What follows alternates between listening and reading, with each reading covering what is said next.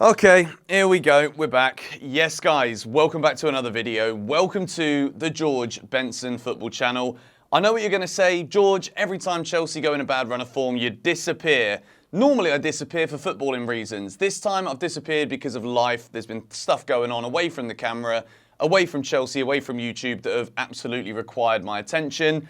And I've just not been able to record videos, post content for you lot. And I do apologise to those of you that really do love this channel. And of course, I always appreciate the support. But also, I appreciate it even more when I kind of need a bit of support. So thank you for being patient with me. Chelsea were beaten by Aston Villa 1-0 at the weekend. We've got Brighton in the EFL Cup third round tomorrow, a match that we really do desperately need to win at this point. I'm going to talk tomorrow in the preview more about that game. But today, I want to focus on the players, Pochettino, the owners, and I want to give my thoughts here because as a fan base, we are so segregated right now about who thinks this is the reason, who thinks that's the reason, what do we do about it? Is there action that needs to be taken against the manager? Is it possible for us to boycott the ownership? No. But before we do get into that, I want to say a big thank you to today's sponsors. So do you think Chelsea can beat Brighton tomorrow in the Carabao Cup? Well, if you do, and you want to head over to the Paramount UK website, there is enhanced odds of 40-1 for Chelsea to beat Brighton tomorrow night in the EFL Cup. You can place a bet maximum of £1, and then if obviously you win, you get £39 worth that will basically feel like free bets. Of course, terms and conditions apply. The links are in the description down below, and a big thank you to Paramount UK for sponsoring this video. Let's get back into it. And we're back. First things first, Chelsea versus Aston Villa. I know you're sick and tired of hearing about Chelsea losing football matches. It's another game that goes by where we didn't score a goal. But unfortunately, even if I did post 6 things we learned after that game, you wouldn't have learned anything. I didn't learn anything because the same old story was the reason behind Chelsea not getting a result. And that is we are the most toothless team in the Premier League. We do not have any goal scorers, any finishers at the club right now. I'd say Cole Palmer is a good finisher, but I mean, that guy doesn't even get in the team. And we have literally got half a squad of players fit. There's a lot of things here that we need to unpack. First of all, we need to talk about the money that has been spent on this football club, because no matter what way you look at it, when you spend £1 billion, there has to be some kind of immediate return. Chelsea have spent £1 billion flipping quid in 3 transfer windows, and we've accrued, I think, less points than any team in the Premier League that have played more than 20 Premier League games in this calendar year. It's actually astonishing the way that the club has fallen since the whole ordeal happened with Roman Abramovich losing the club due to the sanctions in the UK. Now, when you spend £1 billion, like I said, there has to be some kind of immediate return, because fans are going to look at this and be like, well, if we're not getting results now and we've spent £1 billion, it doesn't take a genius to understand that you can't keep on going and spending this amount of money on a consistent basis for a long period of time. Chelsea will not be able to continue in the transfer market for the next 3 windows in the same way that we did now. The reason for that is because there aren't any assets available at the club right now that can be sold to make way for allowing money to be spent. What we had this summer was a massive exodus of players that bought us in a load of money, so that when it came to financial fair play, we could justify spending the amount of money that we did, having already done it in 2 windows in succession. So, when it comes to FFP, a lot of people were just looking at it thinking, Chelsea are going to get away with it again. Nobody did their research. We were well within our means to spend what we did this summer, but the crux of it all is we can't continue in that vein. So, with that being said, you've got to look at the ownership and think, well, how on earth can you spend £1 billion flipping pounds and still not have a recognised striker available at the club who knows how to score? It's criminal. It is absolutely criminal that having spent all of this money, that includes a lot of players that haven't even played for Chelsea yet, might not even play for Chelsea within the next 2 years, we have spent so much of that billion pot on those kind of players, yet completely ignored the footballing issue that we have had for so long. Since Eden Hazard left Chelsea in 2019, we have not been able to address the problem of putting the ball in the net, having creative players with the ability to take players on, run into the box, and do what virtually every other club can do in the Premier League, which is score goals in different ways without being a very boring, monotonous, predictable football team. So, with that being said, the issue I have with the ownership is if you spend all of that money but still don't have any clue what you're doing in terms of these purchases, when it comes to understanding the immediacy of how football is seen by Chelsea Football Club, then you're a bunch of bloody lunatics. Chelsea Football Club at any given point should not be spending all that money and being 14th in the Premier League table. Graham Potter isn't a bad manager. Comes into Chelsea, all of a sudden, there's nothing there, and now everyone thinks he's a bad manager.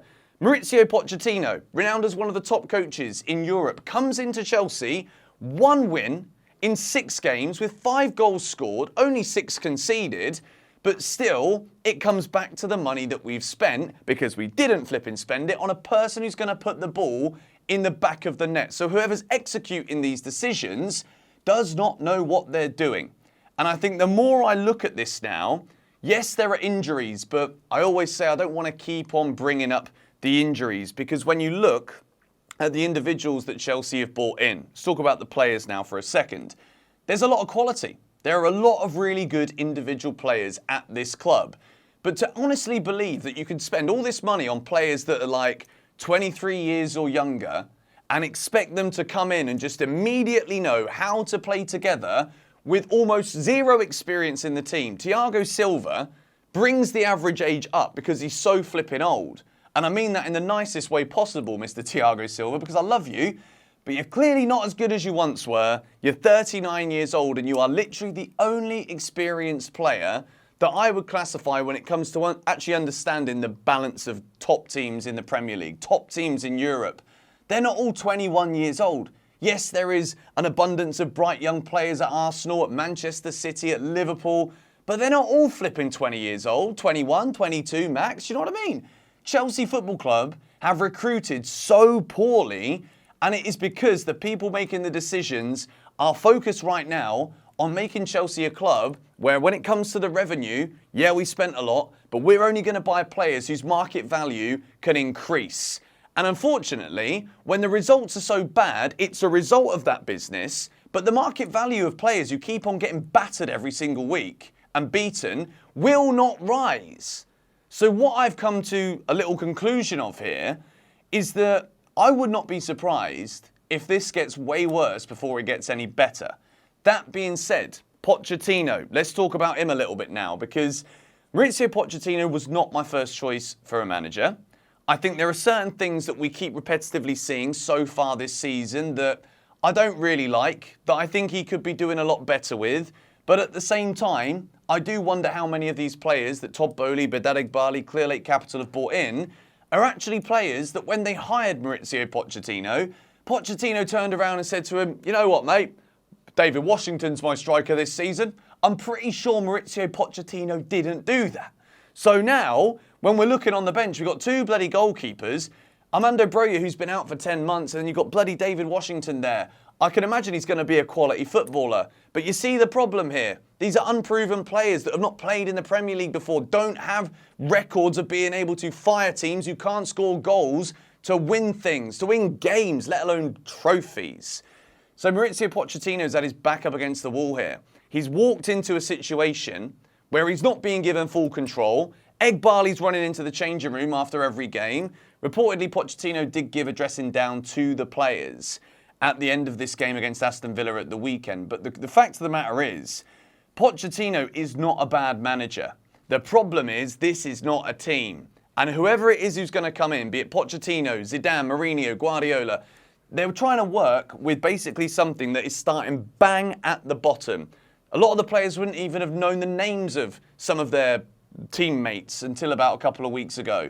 And we're thinking that we can go up against a well-oiled Aston Villa team who are managed by a really good manager, Unai Emery, play some great football, recruited in the right areas, the right positions that they needed to improve upon what they did last season. Chelsea have not improved. We have gone backwards. We have gone so far backwards that honestly, Unless we get good results against Fulham and Burnley in the next 2 Premier League games, I really think we could be in the relegation zone at Christmas, because the fixtures after those 2, something has got to give, and I think it's got to give right now. Chelsea cannot afford to not get 6 points against Fulham and Burnley, otherwise I genuinely think this season is doomed. The fans are already asking for Pochettino to go. I'm pretty sure you can tell from what I've said in today's video. I don't want him to go. I really don't see anybody being able to come in and fix this, and Pochettino, when given young players, when given time, can work some magic.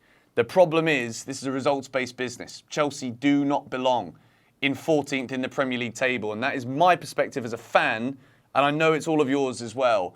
But the truth of the matter is, when you think about who's making the decisions, do they know anything about football, Premier League football? No, they do not. So what can we expect when we keep on just changing the squad entirely?